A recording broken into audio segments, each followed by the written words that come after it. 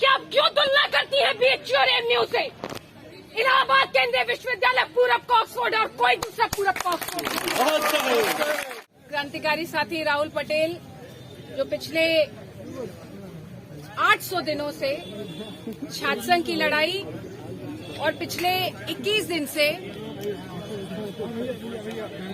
Fees वृद्धि के खिलाफ लगातार साथियों के साथ डटे हुए। सबसे पहले तो यादव जी जो कि पूर्व अध्यक्ष हैं लगातार उठ रहे हैं और बैठ रहे हैं और यह अनशन और आंदोलन चला रहे हैं। तो भाई हैं, शाश्वत भाई हैं, इधर आदर्श खड़े उधर बागी खड़े हैं। इतने नाम है कि बगावत करने पे आएंगे तो वाइस चांसलर मैडम अपनी कुर्सी नहीं बचा पाएंगे।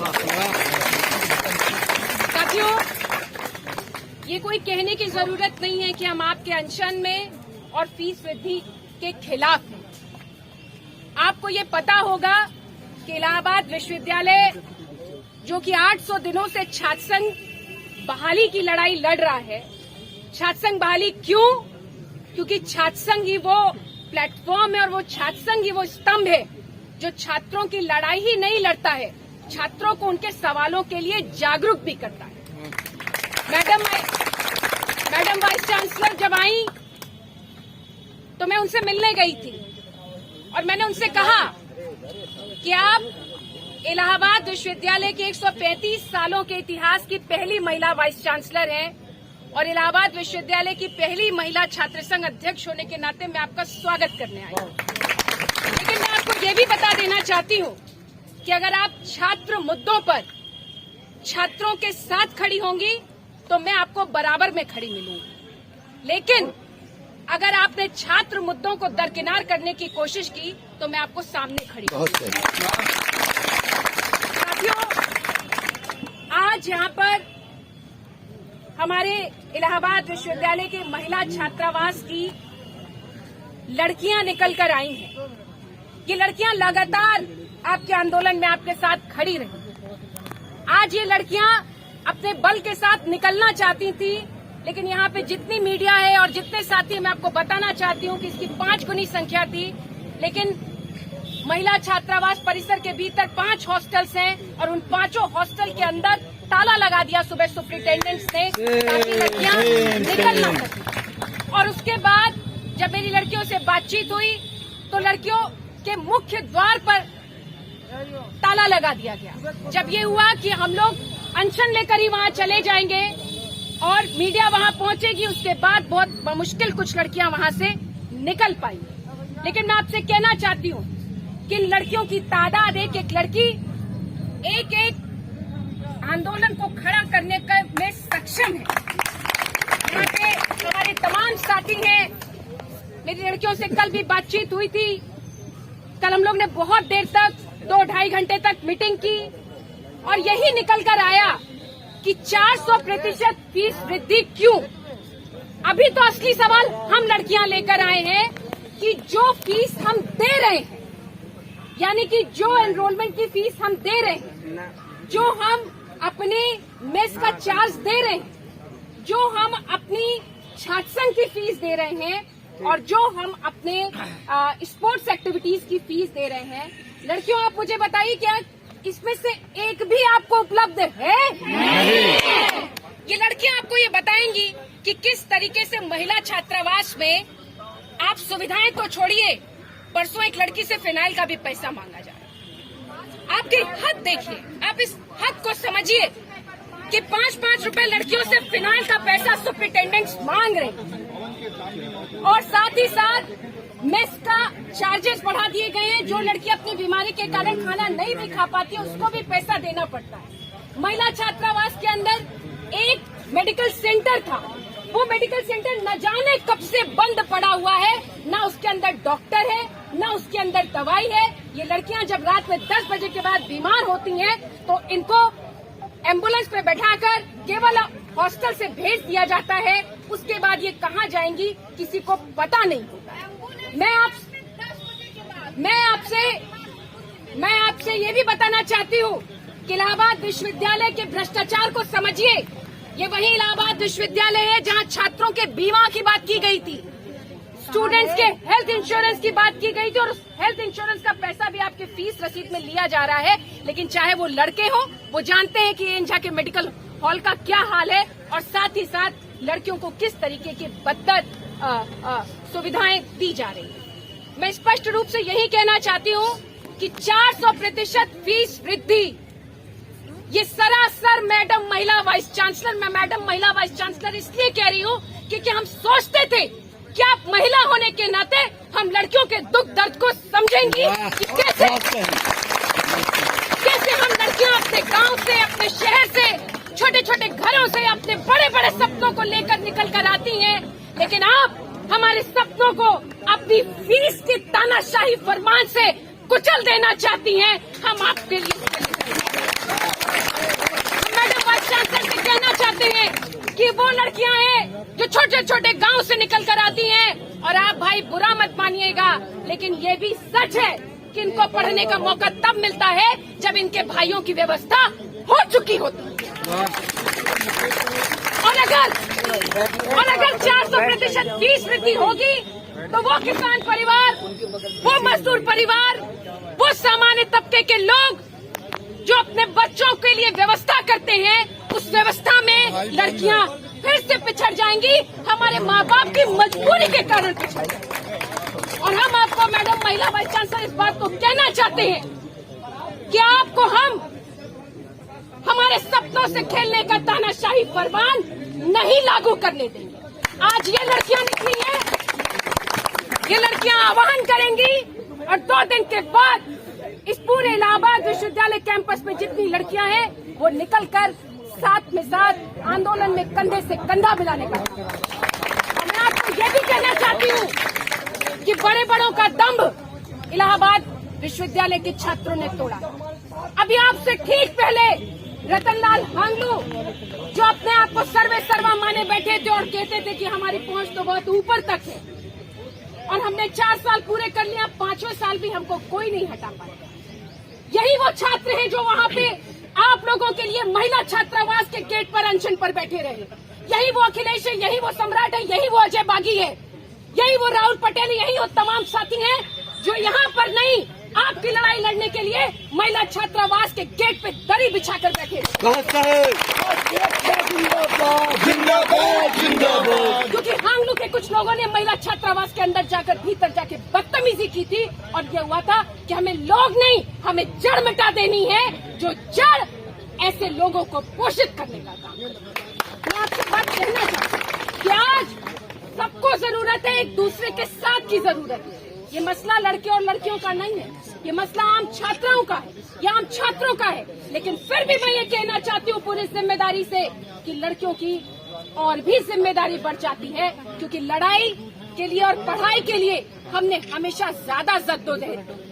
हमारी 4 मदर्स ने हमें इस दिन के लिए यूनिवर्सिटी का रास्ता नहीं दिखाया था कि हम यूनिवर्सिटी जाकर एक तानाशाही फरमान जिसमें कह दिया जाएगा कि 400% फीस वृद्धि।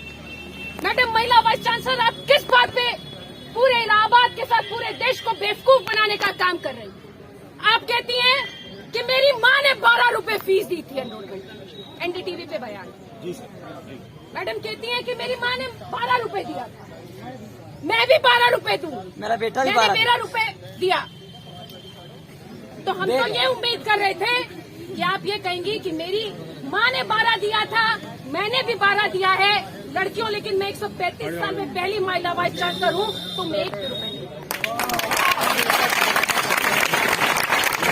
आपने क्या बताया कि आप नहीं चलेगा, और ये वही वाइस चांसलर और टीचर से, मैं टीचर से भी कहना चाहती हूँ कि जो आप स्टूडेंट्स को रोज बता रहे हैं कि 400% फीस वृद्धि पे तमाम तर्क दे रहे हैं, ये कौन से टीचर्स हैं जो अपने आने जाने का टीए भी इलाहाबाद यूनिवर्सिटी से वसूल करते हैं? जो अपने सेमिनार का खर्चा आने जाने का भी विश्वविद्यालय से लेते हैं, वो हमसे पूछते हैं कि आपको 400% फीस वृद्धि में क्या तकलीफ है? हमको बस तकलीफ इसलिए है क्योंकि ये छात्र और छात्राओं को या आम तबके का जो सामान्य छात्र है, गरीब तबके का जो छात्र है, उसको मुख्य धारा से और सेंट्रल यूनिवर्सिटी से बाहर करने का एक कदम उठा रहे हैं। और हम ये भी कहना चाहते हैं कि उच्च शिक्षा जिसको सस्ता होना चाहिए था, यहाँ पे तमाम रिसर्च स्कॉलर साथी होंगे कि किस तरीके से रिसर्च स्कॉलर साथियों को दिक्कतें होती हैं। आपने रिसर्च की फीस जमा करने का 2000 से 10,000 रुपया कर दिया। आपने सोचा कि जो नॉन नेट के शोधार्थी आते हैं वो कहाँ से 10,000 रुपए जमा करेंगे। आप कहते हैं कि हॉस्टल की फीस 10,000, 15,000 से 45,000 हो जाएगी। ये लड़कियां और लड़के कहाँ जाके रहेंगे, जबकि ये विश्वविद्यालय आपकी तनख्वाह हमारे बाप दादाओं और माओ के टैक्स के पैसे से।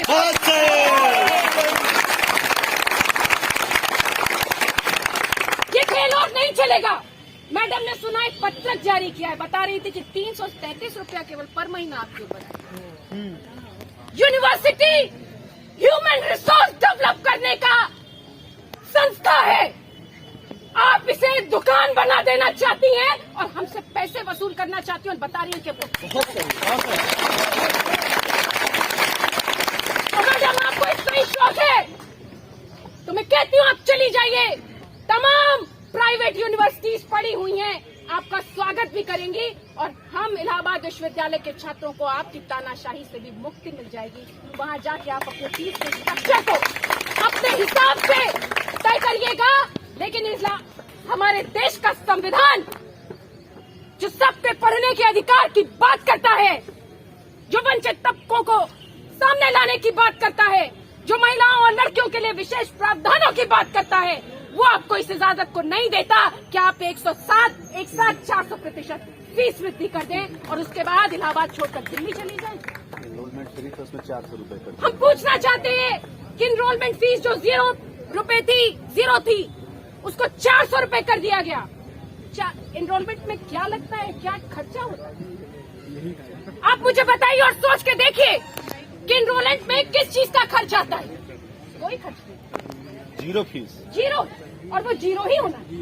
कहते हैं आई कार्ड जो कि पहले 25 रुपए में बनता था, जो 20 रुपए में बनता था, आप कह रही है 200 रुपए लेंगे। आप डिजिटल की बात करती हैं। मैं आपसे कहती हूँ कि सारे बच्चों के आई कार्ड उनके डिजिटल से भेज दीजिए, हम अपना आई कार्ड प्रिंट करा लेंगे 200 रुपए। आप 200 रुपए कम कीजिए। जिस आई कार्ड की लागत 2 रुपया नहीं है, बल्क में 36,000 स्टूडेंट पढ़ता है, जिसकी प्रिंटिंग की लागत 2 रुपया नहीं आती है, आप हमसे 200 रुपया लेना चाहती हैं। हम आपको एक और सुझाव देते हैं कि आप भेजिए, सबको डिजिटल हो गया है। बहुत सही। हमारे मेल के माध्यम से भेज दीजिए, हम लोग उसको प्रिंट करा लेंगे और साथ ही साथ अपने मोबाइल में भी रखेंगे ताकि आपको भी प्रिंट देखने का जरूरत है। मैडम आइए हमारे साथ बात करिए, हम आपको बताते हैं कि फीस का स्ट्रक्चर कैसे तय किया जाता है। आप कहती हैं कि मेस देश के तमाम केंद्रीय विश्वविद्यालयों में सब्सिडाइज्ड मेस चल रही है। आपके यहाँ क्या चल रहा है? चावल में कीड़े निकलते हैं कि नहीं निकलते हैं? रोटी कच्ची मिलती है कि नहीं मिलती है? दाल में पानी होता है कि नहीं होता? और जब शिकायत करते हो तो क्या कहा जाता है? जब शिकायत करते हो तो क्या कहा जाता है कि खाना हो खाओ और नहीं तो पैसा देकर जाओ। हर जगह दुकान खोल दी, खाना हो तो खाओ, नहीं तो पैसा देकर जाओ। बाहर खा रहे हो अपने, अगर हम मैगी सिर्फ खा के, क्योंकि हमारा जीवन खराब हो गया, हम आपका खाना नहीं खा पाए, उससे ज्यादा वो भी खा रहे तो भी आपको पैसा भरना पड़ रहा है। मैडम वाइस चांसलर, आपको 2 साल हो गया इलाहाबाद विश्वविद्यालय में आए, इन लड़कियों से एक भी दिन जाकर अपने मिलने की कोशिश नहीं की, जद्दोजहद नहीं की। चावल में कीड़े निकलते हैं, लड़के फोटो दिखा रहे हैं। ये गर्ल्स HOR का सबसे अच्छा खाना है। और मैं आती हूँ कि किस तरीके से मैडम बार बार कहती हैं कि BHU से तुलना करेंगे। BHU में फीस हमसे कम है, जब बढ़ जाएगी तो हमसे ज्यादा हो जाएगी, क्योंकि मैडम हर बात पे झूठ बोलती है। लेकिन मैडम मैं आपको तब भी इस बात को कहना चाहती हूँ कि आप क्यों तुलना करती हैं BHU और MU से? इलाहाबाद केंद्रीय विश्वविद्यालय पूरब का ऑक्सफोर्ड और कोई दूसरा पूरब का ऑक्सफोर्ड। तुलना करनी है बीएचयू और एमयू से। बीएचयू में 100% स्टूडेंट्स को हॉस्टल का फैसिलिटी है। आपके यहाँ 36 में से सिर्फ और सिर्फ 14% स्टूडेंट को, जिसमें 10% लड़के और 4% लड़कियां, 4% लड़कियों को भी हॉस्टल नहीं मिलता है। और आप हमारी तुलना बीएचयू से कर रही हैं।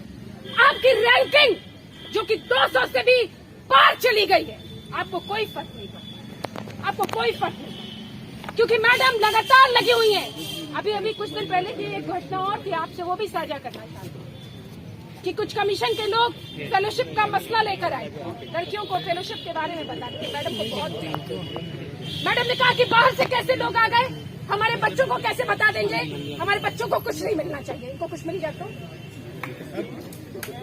मैडम ने कहा कि इन बच्चों को कोई फेलोशिप मिल गई तो उसमें मेरा तो भूमिका ही नहीं शामिल होगा। मैडम ने अगले दिन ही प्रकाश झा को बुला लिया और कहा कि हमारे यहाँ फिल्म इंडस्ट्री के लिए तो रास्ते खुले हैं, लेकिन जो बच्चों के लिए फेलोशिप लेकर आते हैं उनके लिए इस्लामिक रास्ते। अब सोचिए हम किस मानसिकता में जी रहे हैं, हमें समझना पड़ेगा। और साथियों, मैं बहुत जिंदाबाद कहना चाहती हूँ आप लोगों को, उन तमाम अपने